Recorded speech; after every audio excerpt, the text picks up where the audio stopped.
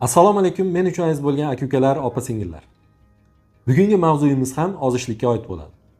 Ya'ni semirish tufayli yuzaga keladigan kasalliklar va semirishga olib keluvchi bir qancha sabablarni gaplashamiz.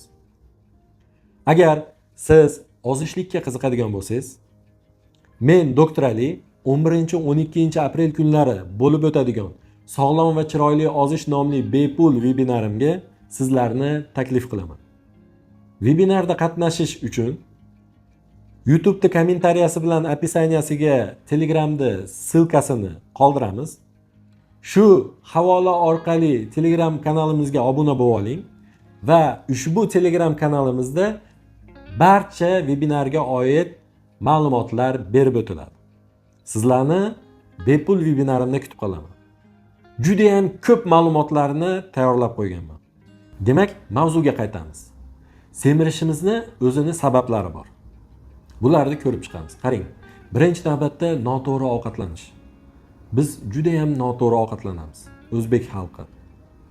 Ya'ni juda ham yuqori kaloriyali ovqatlarni iste'mol qilishni yaxshi ko'ramiz. Natijada albatta ortiqcha vazn paydo bo'lishiga sababchi bo'lamiz. Ikkinchi yaxshi ko'radigan narsamiz biz ko'proq shirinliklar. Organizm uchun zararli bo'lgan shirinliklarni va oziq-ovqat mahsulotlarini iste'mol qilishni yaxshi ko'ramiz. Qancha ko'p shirinlik yesangiz, kilokaloriya baland. Shirinlik yeganingizda insulin ajrab chiqarilishi ko'payadi, qonda shakar miqdori ortadi va bu tabiiyki semirishga sabab bo'ladi. Eng yomoni biz kechki vaqtda ovqatlanishni yaxshi ko'ramiz.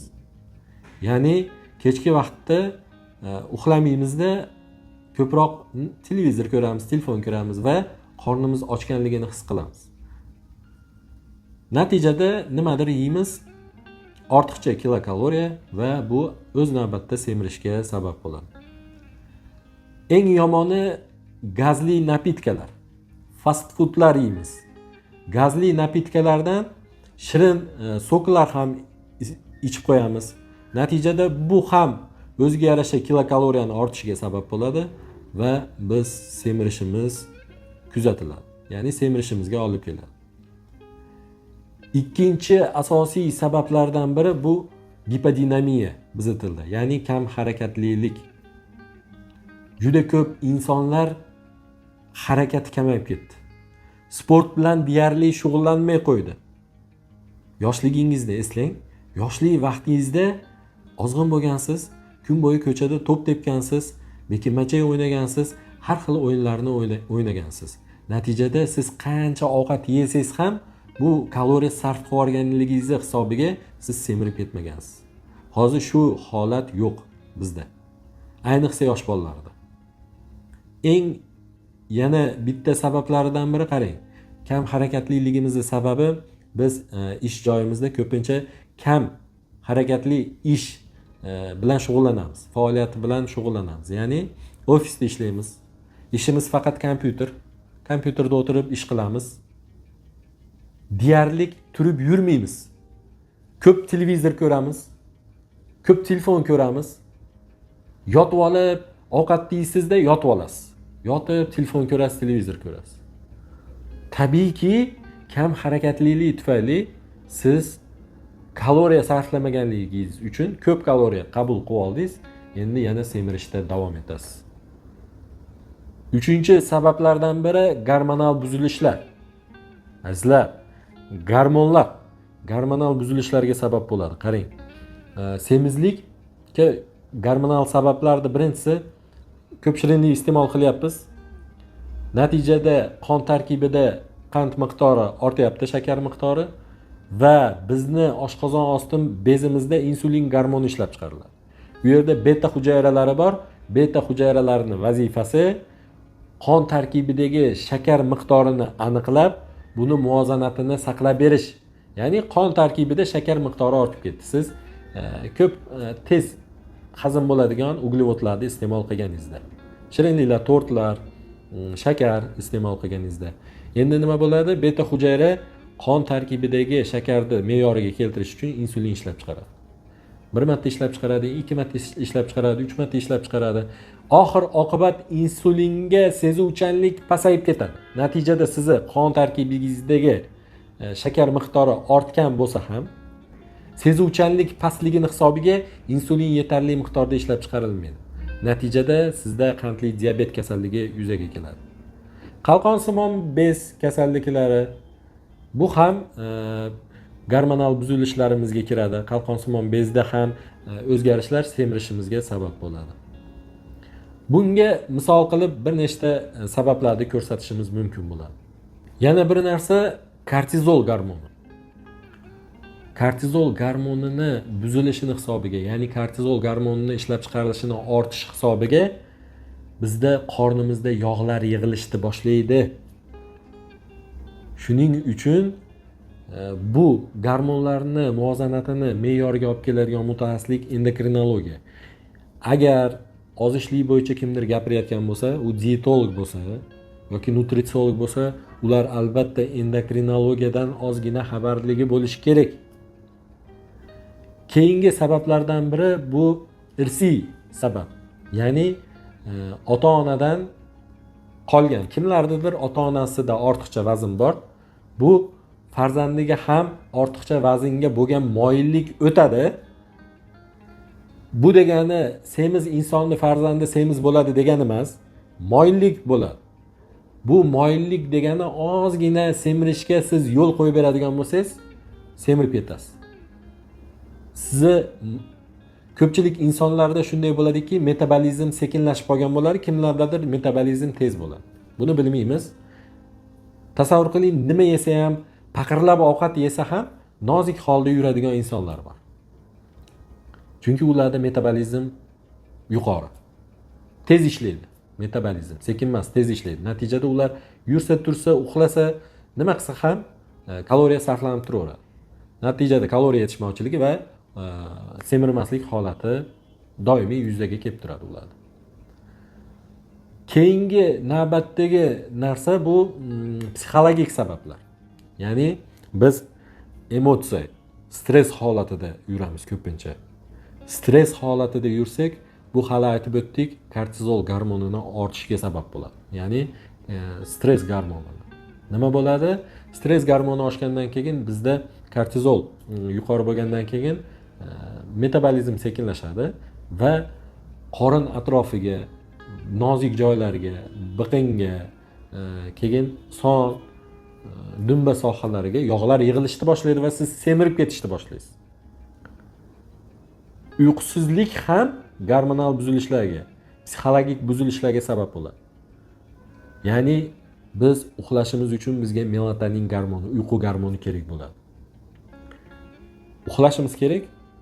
Melatonin qorong'ulikda paydo bo'ladi. Svetni o'chirasiz, uyqungiz keladi. Svet yoqasiz, uyqungiz kelmaydi. Soat 2 bo'lib ketsa ham u uyqungiz kelmaydi. Bu shunday narsaki, biz nima qilishimiz kerak uyquni tartibga solish uchun? Biz erta uxlashimizdan 2 soat oldin yorug'liklarga qarashni to'xtatishimiz kerak. Telefon, televizor, har xil gadjetlarda o'ynashni to'xtatishimiz kerak.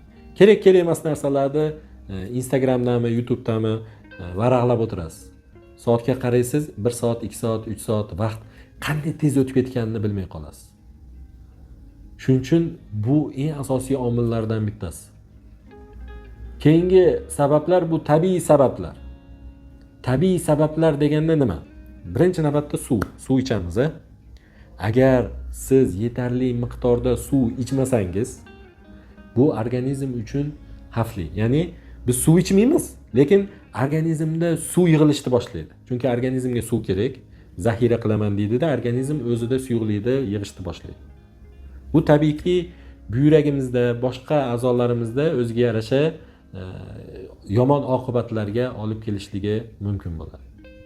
Ichak mikroflorasini buzilishlari. Bu ham muhim hisoblanadi. Sababi biz ozishlik uchun harakat qilayotganimizda qabziyatlar. Endi ichagimiz mikroflorasi yaxshi ishlamasa, bizda qabziyat yuzaga keladi. Yo ichimiz o'tadi, yo qatib qoladi. Ichimiz qatib qoldi degani yo'g'on ichakda nima yesak yo'g'on ichakka borganda barcha foydali elementlar organizmga so'riladi. Shuning uchun qattiq holatda axlat bo'lib tashqariga chiqiladi. Endi tasavvur qiling, axlat qattiq bo'lib turibdi, chiqib ketmadi.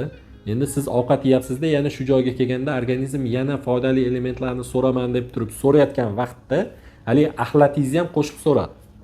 Ya'ni bu jigarimizdagi intoksikatsiyaga, ya'ni jigarimizni zaharlanishiga, jigarimizga toksinlarni borishiga sabab bo'ladi. Tabiiyki, jigar bu laboratoriya va endi jigarimiz zararlangandan keyin boshqa kasalliklar yuzaga kelishi mumkin.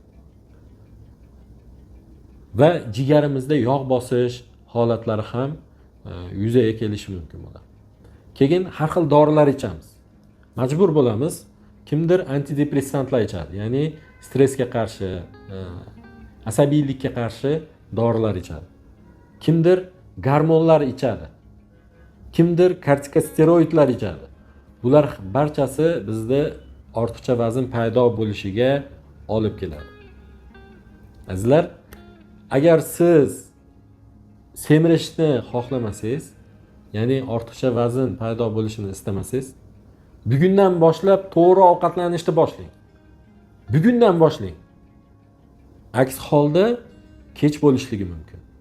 Yurak-qon tomir kasalliklari, hatto insult bilan tugashi mumkin. Bo'g'im kasalliklari, umurtqa pog'onasi grijasi kasalliklari, qandli diabet bo'lgandan keyin uni o'zi bir qancha kasalliklarga sabab bo'ladi. Jismoniy faollikni oshiring. Bugundan boshlang. 3000 qadam, 2000 kuchingiz yetgancha yuring, 1000 qadam yuring, 500 metr yuring. Qo'shib boringda 10000 qadamga olib chiqing. Biz bu ozishlik paytidagi jarayonlarni hayot tarzimizga singdirib olishimiz kerak. Ya'ni biza hayot tarzimiz shundan iborat bo'lishligini ta'minlashimiz kerak. Tushuntira oldimmi? Agar shularni amalga oshirsangiz, menimcha inshaalloh ozishni boshlaysiz. Azizlar, agar videomiz sizlarga ma'qul bo'lgan bo'lsa, like bosib, bizni kanalga obuna bo'lib, qo'llab-quvvatlashda davom eting. Va biz sizlarga foydali ozishlikka oid ma'lumotlarni berishda davom etamiz. Sog' bo'ling, omon bo'ling, o'zingizni ehtiyot qiling.